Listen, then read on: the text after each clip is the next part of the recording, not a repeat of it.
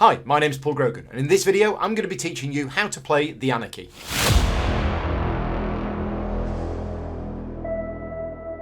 At the end of 1135, Henry I, King of England, died unexpectedly, leaving no male heir to reign in his stead. Henry's daughter, Empress Matilda, believed that she should rule by succession. However, the late king's favourite nephew, Stephen de Blois, was quicker to the throne and with the help of his brother, the Bishop of Winchester, was crowned king. Those loyal to the Empress were enraged by Stephen's coronation and would not accept him as their new ruler. Over the next 18 years, England saw a breakdown in law and order as civil war spread throughout the country. This conflict came to be known as the Anarchy. In this game, up to 4 players take on the role of English nobles loyal to King Stephen. Over 5 rounds of play, players must build their domain, defend their castle from attacks, and use their own siege weapons to storm the strongholds loyal to Matilda. The player who can accumulate the most bravery, loyalty, influence and might whilst avoiding discontent will prove to King Stephen that they are his most loyal ally and win the game. A big thank you to Garfield Games for sponsoring this video, but I also rely on the financial support of my Patreon campaign to keep the channel going. So if you want to support me directly, you can do so at patreon.com/gamingrules. Each player takes 2 sheets from the gamepad, one placed face up on the left and the other face down on the right. Each player also takes a player board and a castle mount.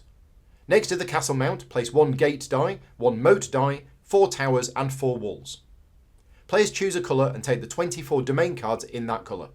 Shuffle them and place them face down in front of you as a draw pile. Give each player a player aid with a summary of the game sequence on one side and a breakdown of the various attack cards on the other. Choose a starting player at random and give them the first player marker.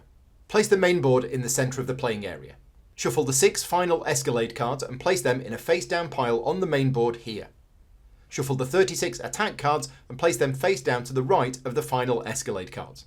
Note that the backs of these cards are not all the same. Shuffle the 25 path cards and place them in a face down pile nearby. Place all of the muster tokens, workers, silver, materials and food nearby to form the main supply. The silver, materials and food are collectively known as resources. If you ever run out of components in the supply, just use a substitute. Choose which scenario you want to play from the 6 shown in the rulebook. For your first game, it's recommended to play the Easy Classic mode. Each scenario shows a row of 5 numbered cards. From the scenario cards, take the 5 cards you need. For the Easy Classic mode scenario, we need cards 1 to 5. Place them on the main board in the order shown in the scenario. If you want a more simple first game, try the Easy Siege mode. This uses cards 16 to 20. If you're playing one of the Siege mode scenarios, that's it for setup, but if you're playing a classic scenario, there are a few more steps. Separate the plunder tiles into small and large. Choose 2 large plunder tiles at random and place them face up on these 2 spaces. Then choose 3 small plunder tiles at random and place them on the other 3 spaces. Each player places a tent in their colour to the left end of the main board. And with setup complete, you're now ready to play. The Anarchy is played over 5 rounds. At the beginning of each round, players gain new attack cards which will be used to determine the attack on their castle at the end of the round. Each player also gains a new path card which determines which workers and resources they gain for that round and gives them an end of game scoring objective. You also gain additional workers and resources based on your production tracks. Then there is the action phase, during which players simultaneously take their actions. You spend your workers and resources to fill in the various boxes on your sheets. Once players have finished taking their actions, each player must defend their castle from the attack cards that were gained at the start of the round. How well you defend your castle will determine your rewards. After 5 rounds of play, each player adds up their bravery, loyalty, influence and might, points gained from completed path cards, and then deduct points based on their final discontent. And the player with the most points wins. At the start of each round, shuffle the final Escalade cards and the attack cards. Each player draws a final Escalade card, placing it face up in the leftmost space above their player board. Each of these cards indicate which 2 sides of the castle the attack will focus on. Take this into account when setting up your castle defences later on. Beginning with the first player and going clockwise, each player draws a number of attack cards equal to the current round number and places them above their player board. In round 1, this will just be 1 card. In round 2, 2 cards, and so on. If the space where the card is being played shows an open eye, the card is placed face up. This represents that you have more accurate information about the attack on your castle. But if the space has a closed eye, the card is placed face down. You still have some information about the attack, but not everything. Next, reveal a number of path cards from the deck equal to the number of players in the game. Then, in turn order, each player chooses one of these cards, takes it, and places it in front of them. In scenarios where players do not have tents, turn order simply starts with the first player and then goes clockwise. But if you're playing a scenario that uses tents, the position of those tents determines the order in which players take path cards. In round 1, all of the tents are in the same position, so players take the cards using the normal turn order rules. But later in the game, for example here, the player whose tent is furthest to the right chooses first, and then the next player, and then the next one. If 2 or more tents are on the same space, the players on that space follow the normal turn order rules. In the production phase, players simultaneously gain all of the workers and resources that they can use for that round. Your chosen path card shows how many workers of each type you gain. Take them from the supply and place them on your player board. Here, you gain 3 serfs, 2 craftsmen, and 3 patrons. You also take any resources indicated. Here, you gain 4 materials and 1 silver. Then, tuck the path card underneath the leftmost empty space on your player board, so that the objective is visible. Next, look at each of your production tracks and gain the workers and resources indicated for each filled-in circle. At the start of the game, this will be 1 serf, 1 materials, 1 silver, 1 food, and 2 soldiers. Before diving into anything else, I wanted to explain some key concepts of the game, the first being the attribute tracks. As mentioned earlier, the 4 attribute tracks are really important because each box you fill in on any track is worth 1 point at the end of the game. There are many ways to gain these attributes, and each time you do, you gain the reward of the next box on the track, if any, and then fill it in. For example, the first loyalty you gain doesn't give you any reward, but the second one rewards you with a new soldier. Progressing higher up the tracks can even reward you with a boost on one of the other tracks. Once all of the boxes on an attribute track are filled, ignore any other boxes that you would gain on that track. During the game, you will gain Discontent and Joy, which are recorded on this track. The icon for Joy is a heart, and Discontent is represented by a broken heart. Whenever you gain Discontent, you draw an outline around the leftmost circle on your track. If you gain Joy, you put an X in the circle. However, if you already had an X in the circle and would gain Discontent, you would fill in the circle instead of drawing an outline. And the same is true if you already had Discontent and then gained a Joy. Essentially, 1 Discontent and 1 Joy cancel each other out. At the end of the game, any discontent that you have that wasn't cancelled out with Joy will lose you points, as shown here. For example, you have gained a total of 8 discontent during the game, but you've managed to gain 3 Joy to cancel some of them out. You end the game with 5 discontent and lose 8 points. Note that if you end the game with extra Joy, then you don't gain any extra points, but you are very happy. After everyone has done their production, play moves to the action phase, but for the purposes of this video, I'm actually going to skip ahead and show you what happens after the action phase. That's because it's important to know how to deal with the upcoming attack on your castle when you are taking your actions. The various steps of castle defence are shown on your left sheet, and I'll go through them one by one now. First, you must pay an amount of food equal to the current round number. There's a reminder of this on your player board. When taking actions, you may want to place food onto the spaces here so that you don't accidentally spend all of it. For each food that you cannot pay, you gain 1 discontent as your people go hungry. For example, it's round 3, so you need to pay 3 food. You only have 2, so you pay that and then gain 1 discontent. Next, you must remove any remaining craftsmen, soldiers and knights from your player board and deploy them to defend your castle. It's useful to keep some of these back and not use them all in the action phase. Place each worker on a side of the castle of your choice to represent where they are defending. As I'll explain soon, attack cards often target specific sides of your castle, and you will use a combination of fortifications, tactics and workers to help defend it. Next, if you have any remaining serfs and patrons, they are returned to the supply along with any resources you didn't spend when taking actions. It's usually best to spend everything when taking actions, except for the food that you need and any workers that you want to save back for defence. You cannot keep anything from one round to the next. Next, if this was round 2 or later, you will have some face-down attack cards. This is the point that they will be revealed. But before we do, let's just have a quick look at the back of the card again. You see here that this card shows that you're going to be attacked by ballista, and from opposite sides. You just don't know which sides. And you can also see what type of defences will be useful for you. In this case, towers, workers, and the bolt tactic. Only when the card is revealed to you do you see which two sides are being attacked, and whether the attack is strong, indicated by this skull icon. You must now resolve each of your attack cards from right to left, followed by the final Escalade card. To resolve an attack card, first calculate the strength and directions of the attack. To do this, look at the letters on the sides of the attack card, and then look up this letter on the scenario card for the current round. Here, for example, there is an attack of strength 2 to the front of the castle. To successfully defend against an attack, you must be able to withstand the full attack strength. There is no partial defence.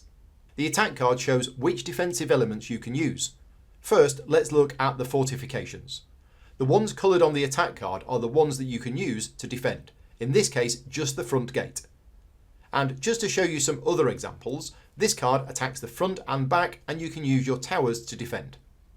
This one attacks 3 sides, and you can use the walls on those sides to defend. And this one attacks from the front, but you can only use your moat to defend. This one is special. The entire castle is attacked, and you cannot use any of your fortifications to defend. If you can use your walls in defence, then each level of wall provides 1 strength against an attack from that side only. Towers provide 1 strength per level, but against the 2 sides adjacent to the tower. A moat provides 1 strength per level against all directions. And a gate provides 1 strength per level against attacks at the front of the castle. Remember that you can only use a fortification if it's coloured in on the attack card. And fortifications are sturdy. They absorb a certain strength of attack, but they do not drop in value after the attack. Next, look at the tactics icon in the middle of the card. This shows you which tactics can be used to help you defend your castle. In this case, hot oil. Using tactics is optional. You don't have to use them if you don't want to. If you do want to use one, simply fill in as many outline circles as you want to, and each one you fill in is worth 1 strength. Those tactics are now spent and cannot be used again. Finally, your workers. Each craftsman or soldier provides 1 strength to the side it is on. Knights provide 2. But what if you deployed your workers to the wrong side, which can happen if it's a face-down attack card, because you must deploy your workers before revealing the card? Well, this is where muster tokens come in useful. If you have any muster tokens, you may flip 1 or more of them over, and for each one you flip, you may move 1 of your workers to another side of the castle. Muster tokens can only be used once per round and will be flipped back at the end of the round. Workers must always be used if needed, even if you cannot defend in full. To use a worker, discard it to the supply.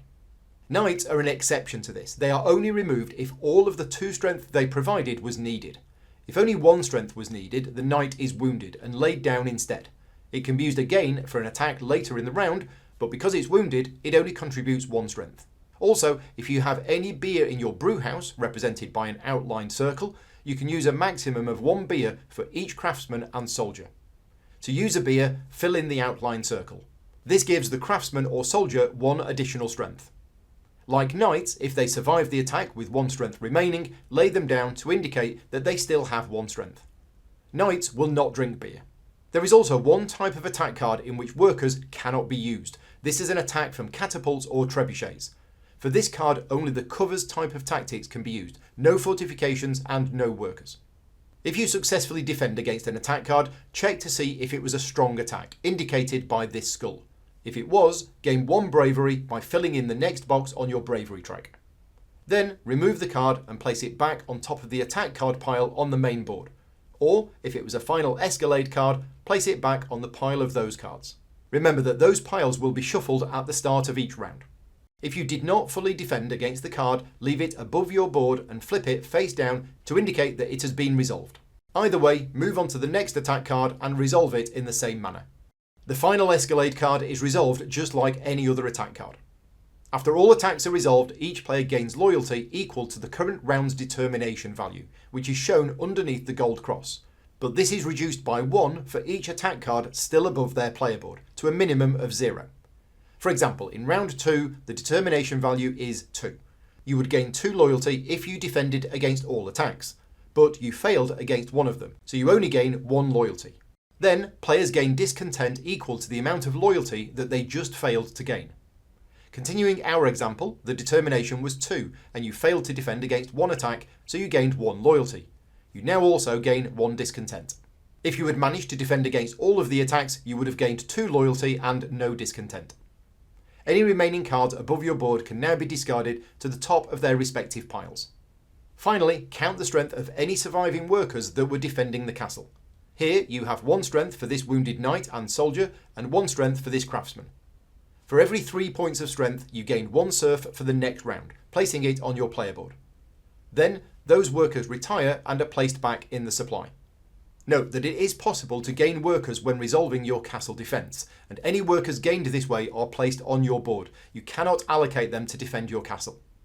If you want to see a full example of castle defence, there is one in the rulebook. I strongly recommend reading through that to ensure that you understand this part fully. Also note that if you're playing a siege scenario, which is one where there are no enemy castles to attack, then players must resolve the current marching army card before defending their castle. To do this, you must pay an amount of food based on the scenario card for the current round. You gain 1 discontent for each food you cannot pay. And this is in addition to the normal food cost equal to the current round number. And also, in siege mode, after resolving all enemy attacks, you gain bravery based on how many attack cards you successfully defended against, as indicated here. If you're playing a non-siege scenario, there is the option to attack enemy castles, but I'll cover this later on. So, now that you know what will happen in the castle defence phase, let's go back to the action phase, which happens after preparation and before castle defence. In the action phase, players simultaneously perform actions, most of which require you to discard a combination of workers and resources from your player board and place them back in the main supply. After doing so, you gain whatever items are shown in the next box and then fill it in. Before explaining the actions though, at any point in the game, as shown here on your left sheet, you can spend any 2 resources to gain any 1 resource from the supply. Let's start with the Fortifications tracks found at the top of your left sheet. Each of these tracks correspond to a section of your castle mount: the gate, the towers, the walls, and the moat. The cost to build a fortification is shown on the left. For the gate, towers, and walls, this is 1 craftsman and 1 materials. For the moat, this is 1 soldier or 1 serf. Once you have paid the cost, gain the benefit of the next box on the track from left to right, and then fill in that box. The first time you fill in a box with the gate icon, place your gate die on the gate space of your castle mount, set to a value of 1. Each subsequent time you fill in a box with a gate icon, increase the value of the die by 1. The first time you fill in a box with a tower icon, build a new tower in any of the 4 corners, set to value 1. Each subsequent time you fill in a box with a tower icon, either build a new tower of level 1 or increase an existing tower to level 2. The first time you fill in a box with a wall icon, build a new wall on any of the 4 sides with a value of 1. And each subsequent time you fill in a box with a wall icon, either build a new level 1 wall on any of the other sides, or increase an existing wall by 1. However, what I've just shown you is actually an illegal move. When building walls, there is an important rule to remember. The difference in values between adjacent walls can never be greater than 1. For example, here you have built this wall with value 1. The values of the adjacent sides are still 0, so you cannot increase this wall to level 2 until you have built the value 1 walls on both of these sides. The first time you fill in a box with the moat icon, place your blue die in the top right of your castle mount, set to a value of 1. Each subsequent time you fill in a box with a moat icon, increase the value of the die by 1. And note that not every box on the moat track gives you a reward, but you still have to spend the worker and fill it in to move on to the next box. The other icons on the fortification track are fairly easy to explain. If you fill in a box with a patron, you simply gain a new patron, adding them to your player board. And that's the same for filling in a box with materials. You simply gain those materials. This icon is might, and when you fill in a box with this icon, you gain 1 might, filling in the next box on your might track, which could in turn reward you with something else. The white lines here separate your fortifications tracks into 3 sections. At the start of the game, you cannot progress beyond the first white line until you have constructed a small crane, as shown here. And to progress into the final section, you need to have built a large crane. I'll explain later on how you build cranes. The next tracks to explain are the quarry and forest, farms, and training grounds. Each of these actions requires you to spend 1 serf to fill in the next box on the track from left to right. The quarry and forest track provides you with materials, but also the axe icon, which represents the production of materials.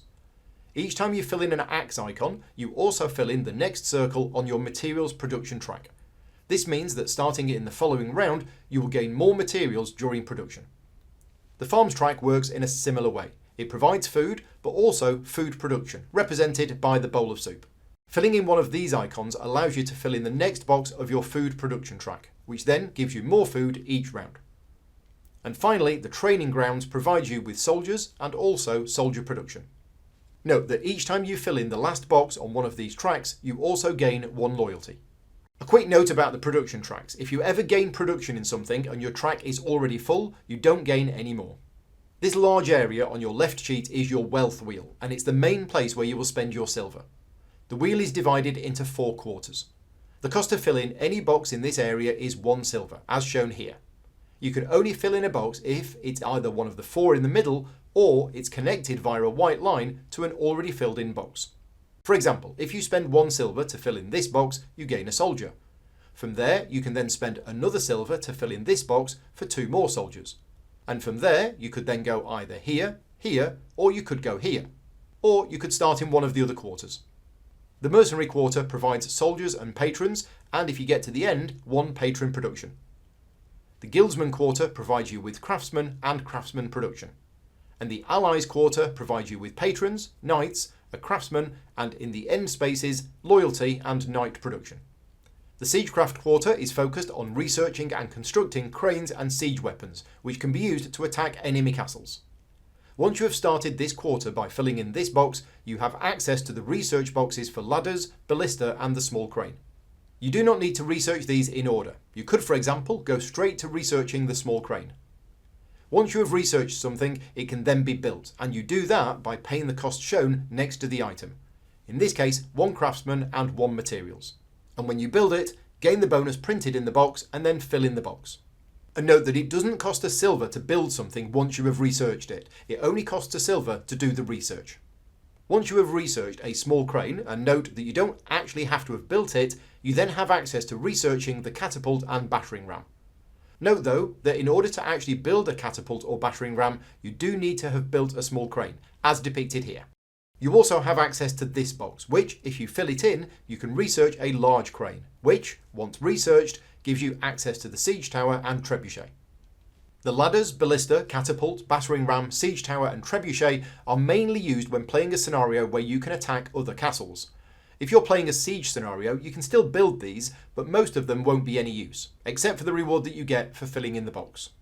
One exception is the ballista, which you do need to research the bolt's tactics, which we'll see later on. The small and large cranes also unlock the other sections of your fortifications tracks, as I mentioned earlier. Your right sheet contains 4 leadership rows: governance, warcraft, worship and entertainment. Each of these works in a similar way.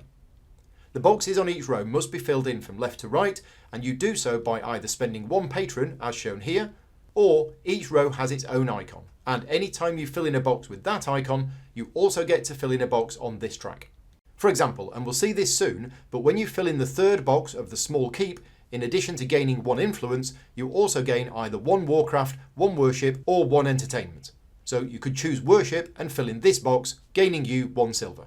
Some boxes are blank. You still need to fill them in, but you get no immediate reward for doing so.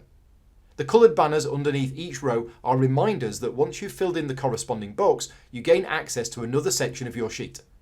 For example, once you fill in the 2nd worship box, you can now build the small chapel. And when you fill in the 5th worship box, you can build the medium chapel, and when you fill in the 8th worship box, you can build the large chapel.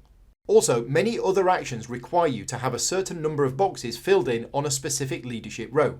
I'll go through these later, but this is referred to as the measure of that row. The keep is the first building that I want to explain. To build a small keep, you need to have at least 1 measure of governance. You then spend 1 craftsman and 1 material, gain 1 influence and fill in this box here. Once constructed, you can then spend 1 patron to fill in the next box on the track below, each time gaining the reward shown in the box. This icon is 1 resource of your choice. When you fill in the last box, gain either 1 warcraft, 1 worship or 1 entertainment, and you also gain 1 influence. Once filled completely, you can then build a medium keep, but only if your measure of governance is at least 4. This also costs 1 craftsman and 1 materials, but you also need to have built your small crane. And again, once you have built it, you can then spend patrons to fill in the boxes below, 1 by 1. The last box gains you 1 worship, 1 entertainment and 1 influence. And once the medium keep is full, you can build the large keep. Your measure of governance needs to be at least 7, and you must have built a large crane. The mint works in a similar way to the keep. Each level requires a certain measure of governance, 1 craftsman and 1 materials, and the large mint requires you to have built a small crane. Once a level is built, you can then spend serfs to fill in the boxes below, and each level must be completely filled before you can build the next level. Spies are not buildings and therefore not constructed. However, you must still have a certain measure of governance and they must be completed from left to right. Each spy costs 1 silver. The first box in each level has no reward, but the second box gives you 1 influence and 1 knowledge for the first level, or 2 knowledge for levels 2 and 3. Whenever you gain knowledge, just outline the circle. This represents that you have knowledge of your enemy's attacks. After attack cards have been assigned, you may choose to spend a knowledge by filling in one of your knowledge outlines. Doing so allows you to flip over a face-down attack card so that you see the full details of the attack ahead of time. And you can also use knowledge to flip over another player's attack card, helping them out by giving them knowledge of the attack on them. Doing this allows you to fill in one of these circles here and gaining 1 bravery. You can do this a maximum of 3 times during the game. As mentioned earlier, this row of spies must be filled in order from left to right, but it is allowed to progress to the next section even if the knowledge hasn't yet been spent. Tactics are also not buildings, but again must be completed from left to right.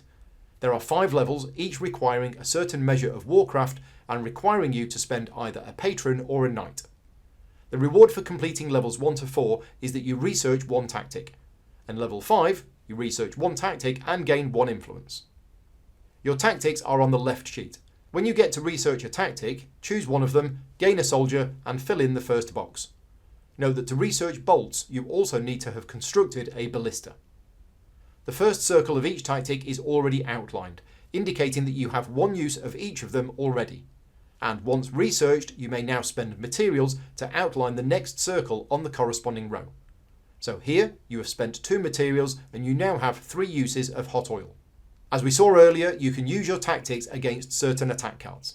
For example, if this is the attack card that you are currently resolving, you can spend that hot oil to gain 1 strength for each 1 you spend. And to spend a tactic, you fill in the circle. Ramparts are also not constructed. There are 6 levels which must be filled in from left to right, and each one requires a certain measure of warcraft. For each level, you spend a craftsman and gain the reward in the box before filling it in. Levels 1, 3 and 5 give you a soldier. Level 3 also boosts your soldier production by 1. Levels 2, 4 and 6 give you a muster token, which you take from the supply and place it this side up near your castle mount. As mentioned earlier, each muster token can be used once per round to move a worker from one side of your castle to another. Level 6 also gives you 1 influence. The stables are buildings. Like the previous buildings, they must first be built before the boxes below can be filled in. To build the small stables, you need to have a measure in warcraft of 3 and spend 1 craftsman and 1 materials. Your reward is 1 influence. Then you can spend either a serf or a soldier to fill in the next box on that track for that building, gaining the rewards as usual. Once all boxes are filled, you gain access to your black horse, which is required when attacking certain enemy castles. Also, once completed, you can construct the large stables. Same as before, but you need a warcraft measure of at least 6. And filling in all of these boxes below gives you access to your white horse. Again, this is used when attacking enemy castles. The chapel is a building which is constructed in 3 different levels: small, medium and large. To build level 1, you need to have a measure in worship of 2 or more. You then spend 1 craftsman and 1 materials, you gain 1 influence and fill in this box. Once built, you can start to fill in the boxes of the small chapel by spending the resources indicated. You can do these in any order. And once all 3 are filled in, you gain 1 patron production, and 1 influence.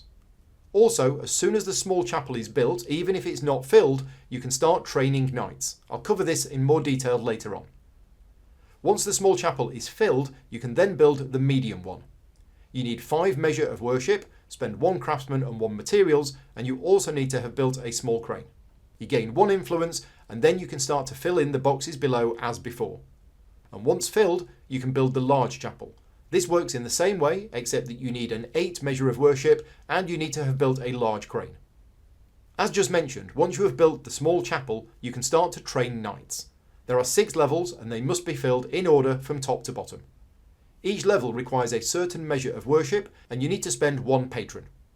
Each level you complete rewards you with 1 knight, but you also get to reveal a number of your domain cards as per the icons here. To do this, reveal the indicated number of cards from the top of your domain deck and lay them out in a line. For the training of knights, you are looking at the very top row, and you're looking for different icons. Here, you have 2 different icons. And then, depending on how many different icons you revealed, gain the benefits shown here. For 2 different icons, you gain 1 soldier. 3 different icons, you gain 1 knight production or 1 soldier. And 4 different types gains you a knight production, a soldier, and 1 might. If all revealed cards show the same icon, you gain nothing extra. After resolving your cards, place them face up in the discard pile next to your deck. And if your deck is ever empty, shuffle your discards to make a new deck. Next, I'm going to explain St. Valentine's Festival, which consists of 6 levels which must be filled in order. Each level requires a certain measure of worship and spending 1 patron. Each time you hold a festival, fill in the box and reveal your top 2 domain cards. This time you're looking at the second row. The number on the left card provides the number for the female at the festival, and the number on the right card is the number for the male. Fill in the corresponding boxes below the festival levels. In our case, we fill in female box 6 and male box 2. If you reveal a number for a box that you've already filled in, you may adjust the value up or down by 1 and a 1 and a 6 wrap around. For example, if you hold another festival and the number 6 is revealed for the female again, you can adjust that to a 5 or a 1. If, however, both of the boxes that you could adjust the value to had already been filled in, you don't get to fill in a box for that number. The first time you complete a male-female pair, gain the rewards shown in the leftmost box at the bottom of this section and fill it in. The next time you complete a pair, fill in the next box, and so on. Similar to the festival, Michaelmas has 6 levels which must be filled in order. Each requires a certain measure of entertainment and requires you to spend 1 serf. The reward for doing so is that you reveal your top 2 domain cards. You're looking this time at the books in the 3rd row. You must assign each number to an empty space with a hash symbol. For example, you could put the 7 here and the 4 here. Your aim is for the sum of the 2 numbers in a box to equal the value shown. And in fact, you cannot add a second number to a box if it doesn't add up to the value you need. Once you have 2 numbers in a box which do add up to the required value, you gain the rewards shown to the right and then fill in that box. There are also 2 boxes at the top which can have any numbers in them. Once they have 2 numbers, no matter what the value, you gain 1 resource of your choice and then fill in that box. To host a tournament, use this section of your right sheet. There are 6 levels which must be completed in order, and each requires a certain measure of entertainment. The cost to host a level 1 and level 2 tournament is 1 food. Levels 3 and 4 is 1 food and 1 silver, and levels 5 and 6 is 1 food and 2 silver.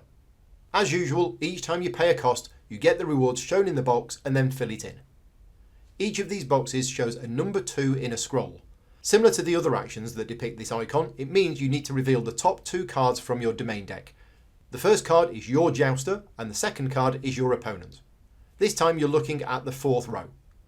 There are 3 sections on each card, left, middle and right. The section on the left card with a lance represents where you are aiming your attack, and the section with the shield is where you are positioning your defence. You score a hit if your opponent's shield is in a different position to your lance. But you also need to check your opponent. If their lance is in the same position as your shield, you blocked them. And if you score a hit and your opponent misses, you win the tournament and gain the reward shown in the box to the right of the tournament and then fill it in. However, if your opponent's lance is in a different position to your shield, they also score a hit. If your opponent scores a hit and you miss, then you lose the tournament and gain no additional reward. If both sides hit or both sides miss, then round 1 is a draw, and you joust again. Reveal another 2 cards and compare the results. If again it's a draw, reveal 2 more cards 1 final time. If after 3 jousts the final result is a tie, then you win the tournament. The Brewhouse is a special building. It's already constructed at the start of the game and you cannot specifically take an action to use it. Instead, any time you gain the reward of this icon, you get to activate the Brewhouse. For example, when you fill in the 2nd, 4th, 6th, 8th and 9th boxes of your entertainment row, you get to activate your Brewhouse. Twice in fact when you fill in the 8th box. To activate the Brewhouse, reveal the top 2 cards from your draw pile. This time you're looking at the 5th row. You will see 2 ingredients. For each one, you can fill in a matching box in the 4x4 grid. If you ever reveal an ingredient and have already filled in all of those boxes, then just skip that ingredient. Whenever you complete a row or column, you outline the corresponding circle with the beer icon. Congratulations, you have now brewed some beer. I mentioned earlier that beer is used during castle defence to boost the strength of soldiers and craftsmen. To use a beer, fill in the outlined circle. Lammas is a harvest festival and depicted at the bottom of your right sheet. As usual, each of the 6 levels needs to be filled in order, and each requires a specific measure of entertainment. To fill in a level, you must spend 1 serf. The reward for doing so is that you reveal 2 domain cards from your draw pile. This time you're looking at the bottom row. For each flag icon, you get to fill in a flag of the corresponding colour on one of the hanging ropes shown above the levels. When you have filled in both flags on either side of a white box, you gain the reward of that box, which is either joy or loyalty. Then fill in the box. You can only fill in 3 flags of each colour. If you ever get a 4th flag of a colour, ignore it. If you are playing a classic mode scenario, which is one that uses tents and plunder tiles, then in addition to the actions that I've already explained, you can also attack enemy castles. The scenario cards on the main board show the 5 enemy castles that can be attacked. This one in round 1, this one in round 2, and so on. Let's say we're in round 1 and you want to attack this enemy castle. To do so, you need a total of 4 strength, as shown here. But you also need to meet the other requirements shown in the top left. In this case, spend 1 food, and you must already have built some ladders. If you remember back to when I was explaining the wealth wheel, this means having filled in this box, which you can only do if you've already researched ladders by having filled in this box. To meet the strength requirement, you can spend soldiers and knights. Soldiers provide 1 strength, and knights provide 2. Once you have done this, you move your tent onto the card and gain the rewards shown above, which is a combination of bravery and resources. All players can attack the enemy castle in the round, and the rewards for doing so are the same for everyone. At the end of the round, the card for the current round is flipped face down and the plunder tile flipped over. In this example, the blue player attacked the enemy castle in round 1, but red and yellow did not. In round 2, this card is the enemy castle that will be attacked. It requires 4 strength, 1 food, and ballistas. However, if there are any face-down cards between the position of your tent and the castle you are attacking, then their strength is added too. So here, if red or yellow were to attack this castle in round 2, they would need 5 strength instead of 4. And in this example, the game is in round 4 and yellow hasn't attacked any castles yet. To attack the current castle, they would need 9 strength, 2 food, a black horse, and a battering ram. If you successfully attack an enemy castle, fill in one of the circles on your left sheet next to the attribute rows. When attacking an enemy castle, you may spend additional strength to overwhelm the castle. If you do, you gain 1 of the additional rewards shown here. Have 2 strength more than needed and gain 1 food. 3 strength more and you can gain either 1 materials or 1 silver. And 4 strength more and you can gain 1 bravery or a patron or a craftsman. After all players have finished taking their actions, you proceed to the part of the game where each player must defend their castle, as I explained earlier. And after that, the round ends. At the end of the round, there are a few steps to follow. First, flip over the current round scenario card and plunder tile. Any tents on the card remain there after the card has been flipped. Then, if playing a classic scenario, each player gains 1 discontent for each face-down scenario card to the right of your tent. Here, for example, at the end of round 3, red gains 1 discontent and yellow gains 3. If this was the last round of the game, you can proceed to final scoring. Otherwise, if you have any face-down muster tokens, flip them back over to their active side. And the first player marker is passed to the next player clockwise. After 5 rounds, the game is over and it's time to work out who won. Count the number of filled-in boxes for each of your 4 attributes: bravery, loyalty, influence, and might. Writing the number in the box to the right. Then look at your path cards. Each of them scores points based on how well you have met the requirement. For example, if you have 2 muster tokens at the end of the game, the captain earns you 2 points. And if you have won 2 tournaments, the champion earns you 1 point. But if you have the partisan and your final loyalty was less than 10, you get no points. A full explanation of each path card can be found at the back of the rulebook. Add up the points from all of your path cards and write it here. Finally, determine your final discontent, which is the number of circles with an outline that have not been filled in. Then you lose points as indicated here based on your final discontent. Add up the first 5 numbers and then deduct the last one and you have your total score. The player with the highest score wins the game. In case of a tie, the tied player with the least discontent is the winner. And if still tied, the tied player with the most workers remaining is the winner. And if still tied, all tied players share the victory. To play solo, follow almost all of the rules that I've just explained, but with the following changes. In setup, if playing a classic scenario, place one tent of another colour with yours to represent your rival. At the start of the round, when you are drafting path cards, if your tent is at the same space as your rival, which it always is in round 1, reveal 2 path cards and select one to keep. Discard the other card.